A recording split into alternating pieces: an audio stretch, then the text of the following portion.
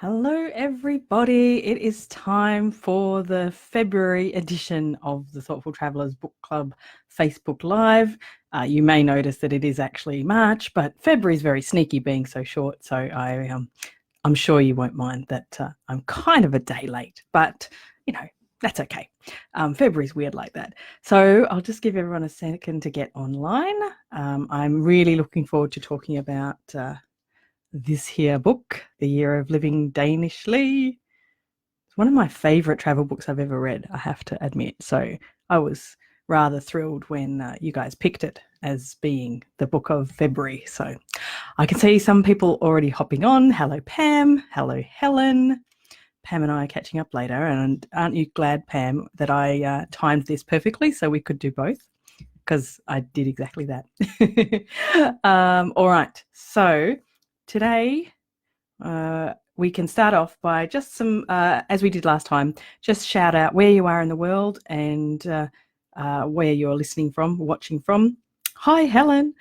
And during the live, as we did last time, just shout out with any comments that come to mind. Yes, Pam, perfect timing. Any comments that come to mind from something I've said, or basically anything that really intrigued you about the book, something that was, a surprising or a favourite thing that you learnt about life in Denmark, whatever takes your fancy. It was really lovely and interactive last time, so we'll aim for the same this time. So let's get properly started.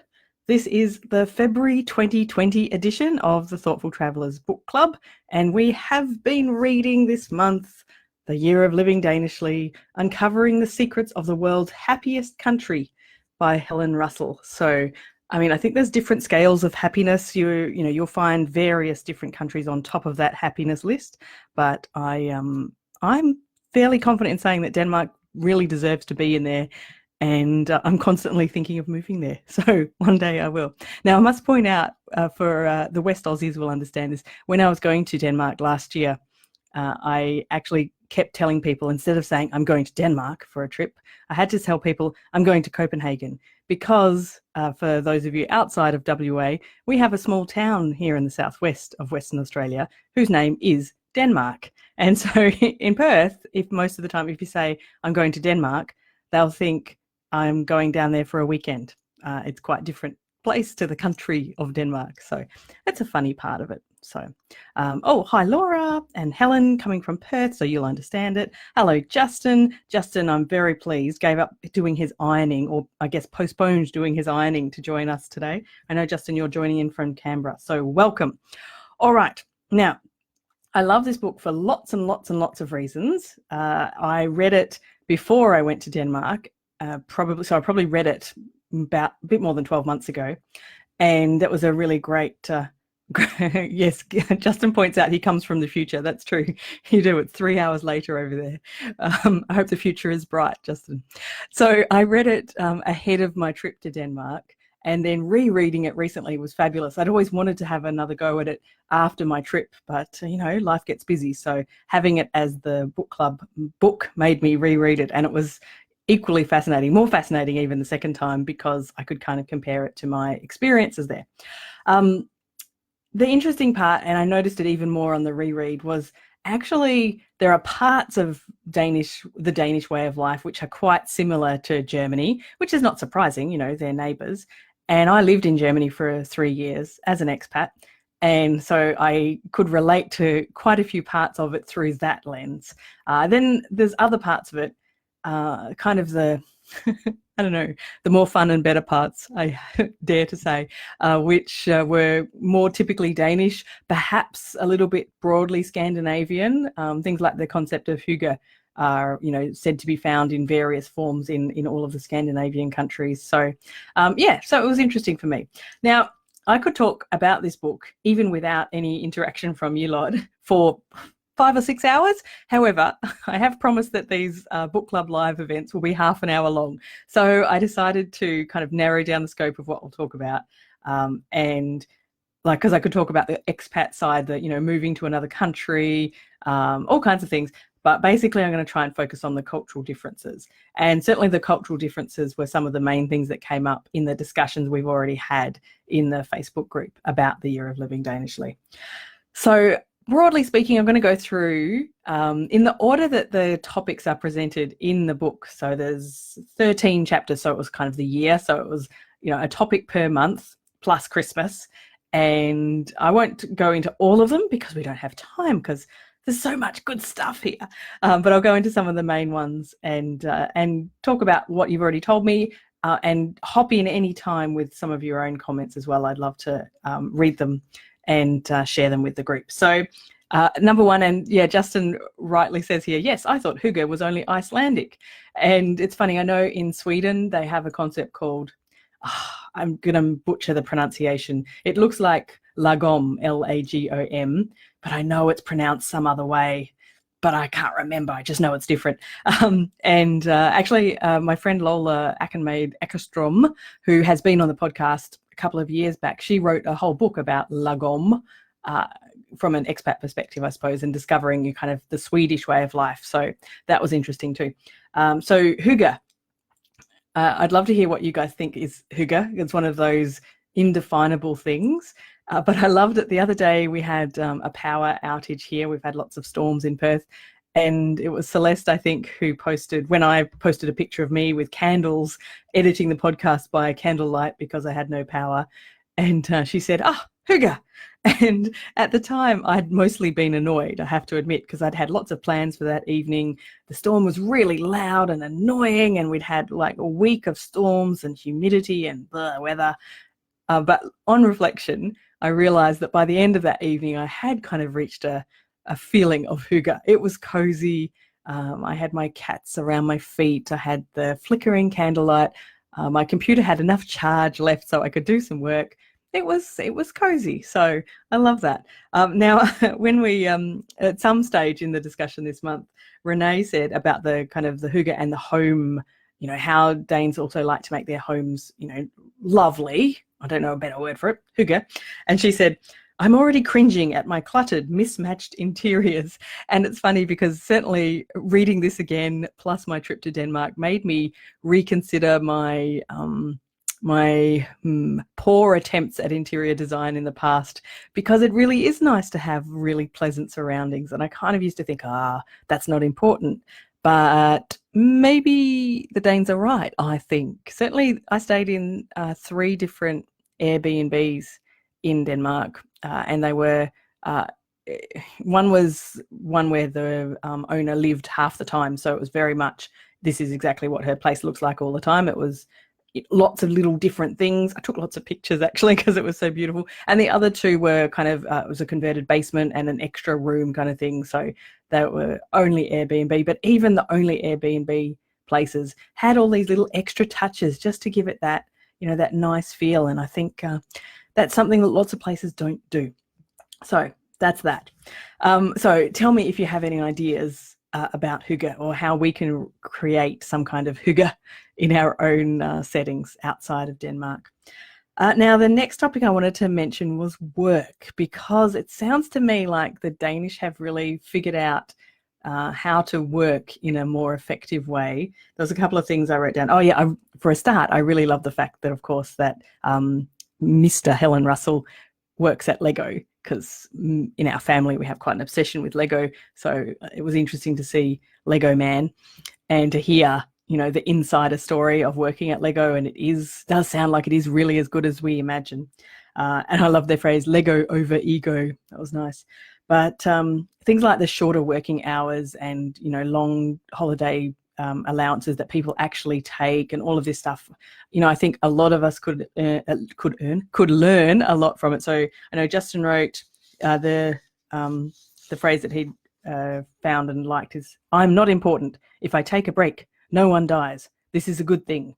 And Justin wrote to me in the group, when I was a bit of a workaholic many years ago, I worked because I saw myself as irreplaceable. It's not a healthy way to live life. I work to live and not live to work. I think that is very, very important. And similarly, Richie wrote in the group, the work-life balance, and how in Danish culture, they really place such a huge importance of work not being the be-all and end-all. And he said, I particularly liked her notion of how she said in the UK, it was seen as a badge of honour to work late, whereas in Denmark, it's just seen as bad organisation. And I think that is so awesome. And I wish that more of the world could think that way. So if you can't get your work done in time, that's because you're actually not such a good worker. It's not actually a good thing to stay at work for all hours. So, I mean, I'm lucky. I'm self-employed, so I don't have to deal with that. But I've certainly noticed now being self-employed, I know that there are not 9 productive working hours in a day. There are maybe 5 or 6 on the average day that are actually productive. So it's rare that I would work more than 5 or 6 hours in a day. And I still work probably more than full-time. I do the equivalent of more than full-time work.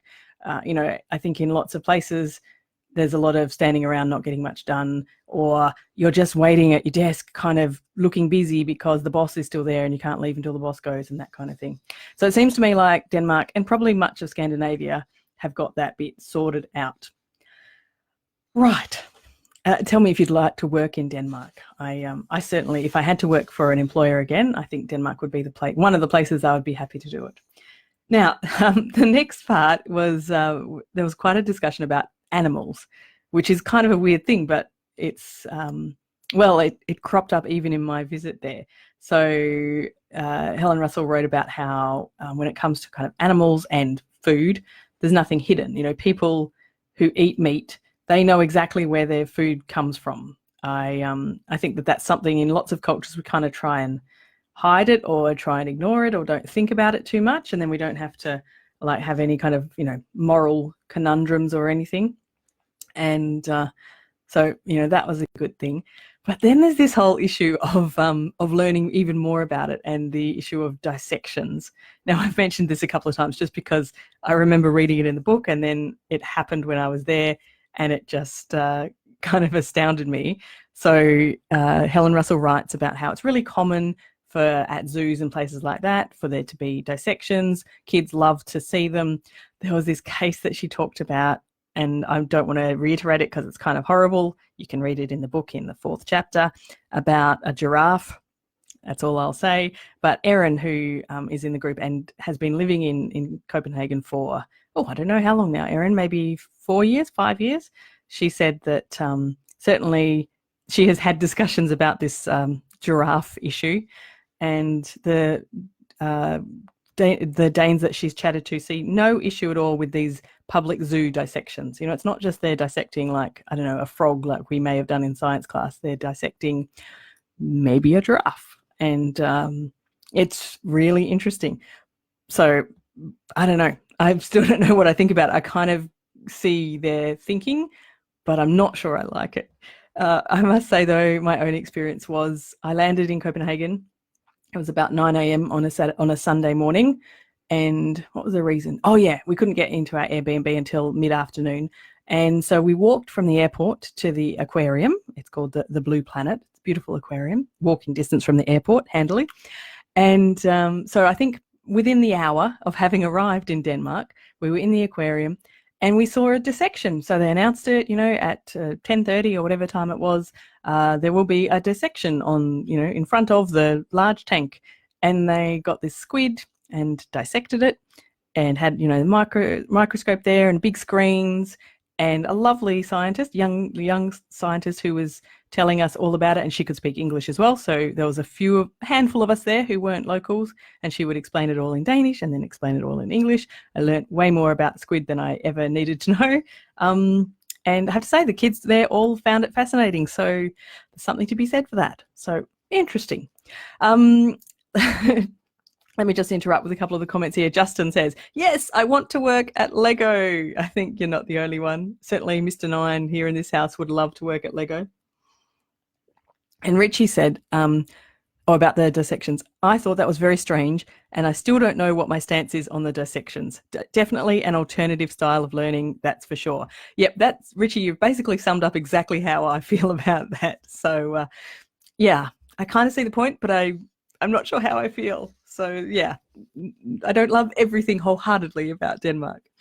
Now, I just wanted to touch briefly on the topic of traditions because they had Helen Russell wrote this fabulous story about, you might remember the three Mr. Beards and the flag incident. So if you don't remember it, they had a flagpole, as many Danes do, and they'd been flying a Danish flag, but then they had a visitor coming who was from Switzerland, and Helen thought, oh, wouldn't it be lovely if we surprise him by putting up a Swiss flag? So they put up the Swiss flag, go to collect their visitor from the airport, get back, and there are the Mr. Beards wandering around at the base of their flagpole, kind of looking like something is wrong. So it turns out you can't fly any other flags, or there's maybe some exceptions when you can, but definitely they were breaking the rules by flying this Swiss flag there proudly. It needed to come down and be replaced with the Danish flag. But it's more than that. It's that then after they explained this, Helen and family went back home, and then the Mr. Beards came back short time later, and they had gone to the trouble of finding an English translation or translating from somewhere the rules about Danish flags, printed them out, laminated them, and then brought them over to Helen and her husband and their Swiss friend so that there would be no more mistakes with the Danish flag. I loved what Justin said in the group. He said, I never want to grow up and hand a laminated sheet of rules out to my neighbours on any topic. I completely agree. However, I have to admit that when I lived in Germany, I lived in the southwest in quite a conservative area, and I had neighbours who were very much like the Mr. Beards. Unfortunately, I never got laminated messages. Instead, I got anonymous ones in my letterbox. So, for example, famously, I washed my car in the car park of our apartment block, which is not allowed, as many, Germany has a lot of rules. And of course, they knew that I was a foreigner and I had just arrived, but instead of just calmly explaining or maybe doing them, even the Mr. Beard approach, they wrote kind of mean anonymous letters and put them in my letterbox. So didn't love that either. But yes, Kath says, I love the Mr. Beards, so stern. They're hilarious. All right, now there were some interesting things about gender roles in Denmark. I have to say, on the whole, I think Denmark is a good place to be a woman. Better than many places, but I think there was a few weird things going on. Celeste mentioned the witch burning ritual, which is another of those things I'm really not sure about. And Justin mentioned the island where until as recently as the 1960s, they exiled women who were promiscuous in some way. So this was kind of, so not everything is perfect in the state of Denmark, but I definitely think from what I'd read there and what I've heard and chatted to people about, that women's rights and experiences in Denmark today seem pretty good. Like I read in the book that they've now done away with having a quota on women in Parliament because it's just a complete non-problem now. There are more than enough women in Parliament. It's not seen as something that needs to be promoted in any way. And the thing that I like the most is their good parental leave system.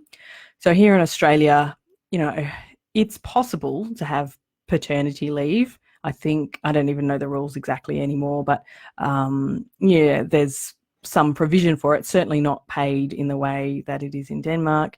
And it's pretty rare that anyone that makes use of it. However, in Denmark, it seems that it's shared often very evenly between mothers and fathers. When I was there in Copenhagen, I remember seeing many, many men out with their babies and toddlers during, kind of Monday to Friday, 9 to 5 hours. Probably it was around 50-50, certainly in the neighbourhoods I was in. So it seems to me that, I'm sure it's not perfect, but it seems to be a lot better than many other places. And I like that. There was a quote in the book a bit later I liked, and it said, it's totally acceptable for a high-flying lawyer, male or female, to say to colleagues at 5 p.m, I need to leave this meeting to go and pick up my kids and make them dinner. It's part of our culture. And I can't imagine that happening here. So I think that's kind of one reason I want to move to Denmark. Not that I'm going to have another small child, but anyway, I like the idea of it. All right, speaking of children, the next bit I wanted to talk about was chapter 8, where they talked about education. So I have always had a lot of interest in the education system in general. you might remember from podcast episodes and blog posts that I also really fell in love with the Netflix series Rita, which is set in Denmark, and I learned a lot about the Danish education system from that. If you haven't watched Rita, go and look at it, because there's lots of things that are different.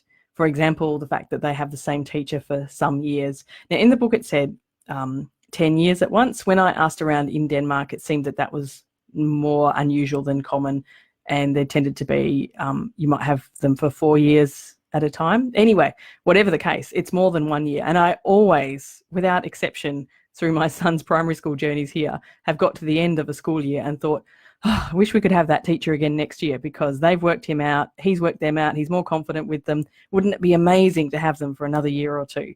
And so I can see that there's lots of pros to it. So I wanted to mention what Richie said. So Richie wrote, it was also interesting to read about their strong education system. In primary school, schooling seems to be focused around exploration of their surroundings and pursuing their interest, followed by free university education that is available to all. Doesn't that sound amazing? And what everybody wants for their kids pretty much, and we don't seem to have it. So I think that's sad, but one day. I also liked the concept about kids and teachers being seen as equals. So, and I think, there are definitely teachers in other parts of the world who act this way in some respects, even though it's not really so strongly in the culture, but, where like you can respectfully disagree with a teacher and that's encouraged. I mean, in Denmark, they call their teachers by their first name. So it's really, and if you have them for, 3 or 4 years in a row, then you're really going to get to know them very well. Also smaller class size, so you know them very, very well. So it makes sense. But I kind of like that, encouraging kids, because kids are really, often we don't give them enough credit for all the clever things that they think and their ideas. And I feel like a lot of other education systems kind of squash that out of them. And when I read that bit, I really thought of the education system that I knew from Japan, where it's quite the opposite. And there's kind of a real big level between the students and the teachers right up here. Trying to get in the video. There we go, right up here.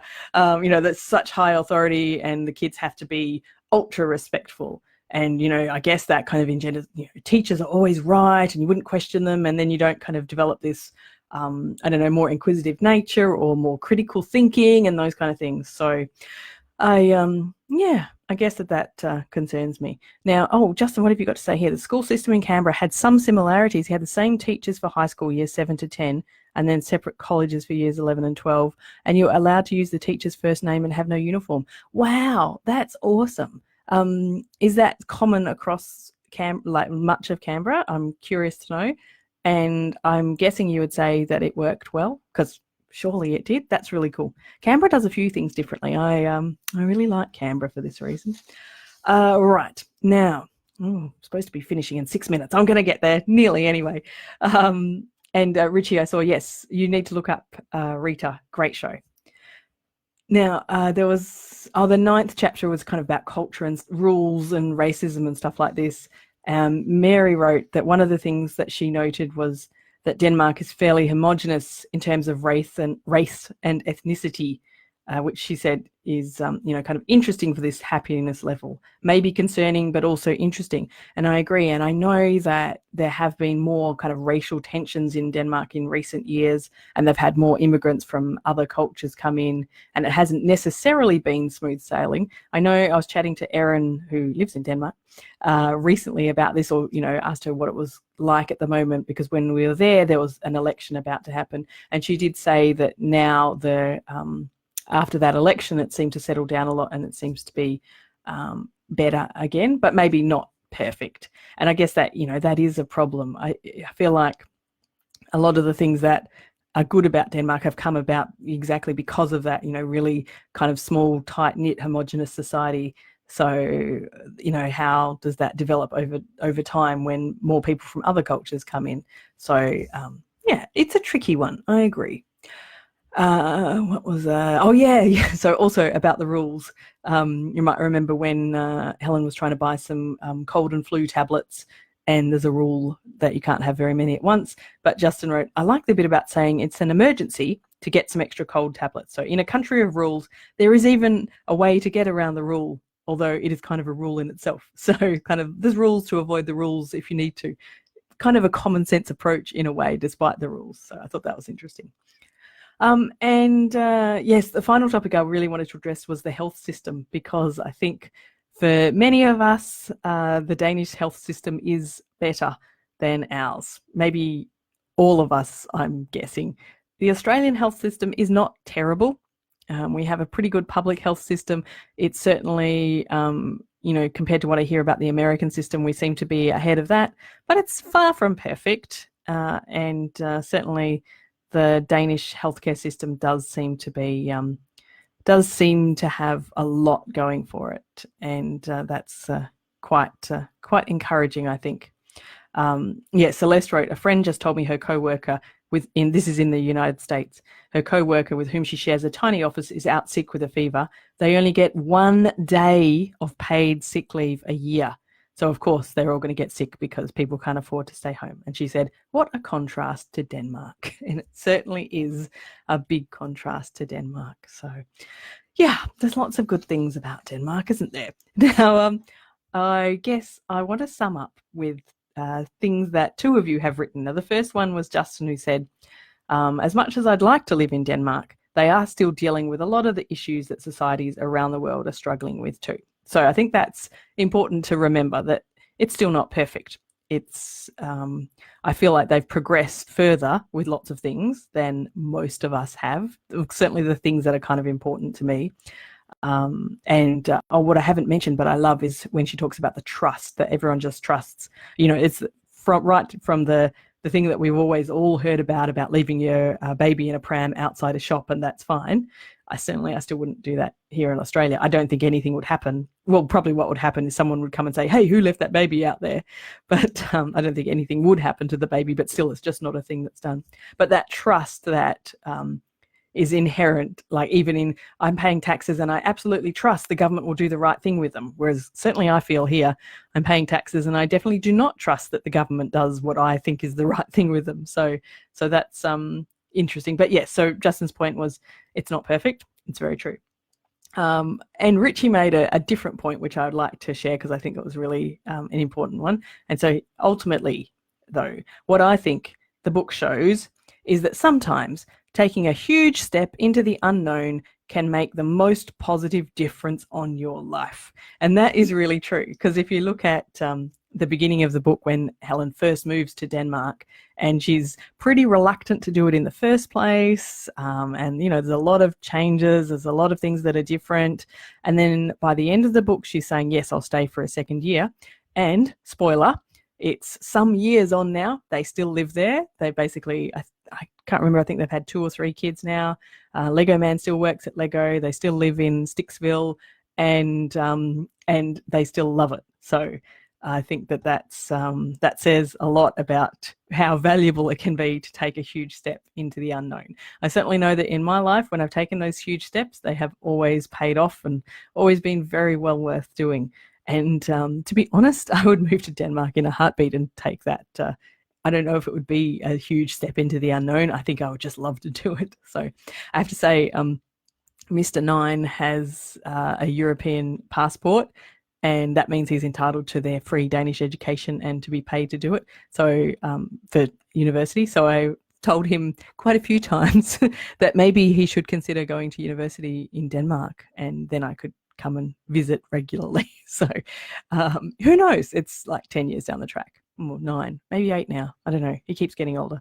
But yeah, so anyway, that is all of the exciting things that I wanted to share about the Year of Living Danishly. Oh, Justin, I do know where Sticksville actually is, but I've forgotten. I think it's called Velje, Velje. I think so. It's very close to Billund anyway. So Billund is where I stayed just outside Billund as well. Billund is that hub where Lego is. It's amazing because Lego has actually made that into a big important town with an international airport, purely because the Lego company decided not to leave from where, from its origins. They decided, no, we're going to stay here. So I know when I was there, the people there were so grateful for it. Oh, Erin has joined us from Copenhagen. So there we go. Richie says it's near Aarhus, but I think it's closer to Billund, if I remember rightly. Thank you all very much. I think that everyone enjoyed reading The Year of Living Danishly. It was a good read. I thought it was well written and lots of fun. It is okay, yes, Erin's put the town there, and I was nearly right. It's maybe Vejle, Vejle. It's kind of like a snile, the pastries. Oh, how did we get through half an hour and I haven't talked about the pastries? Anyway, everything she says about the pastries is true. They're amazing. Oh my goodness. Even like the cheap, nasty looking versions, which are not really cheap, and they're cheap but not nasty at all, from like Aldi and supermarkets like that. They were incredible.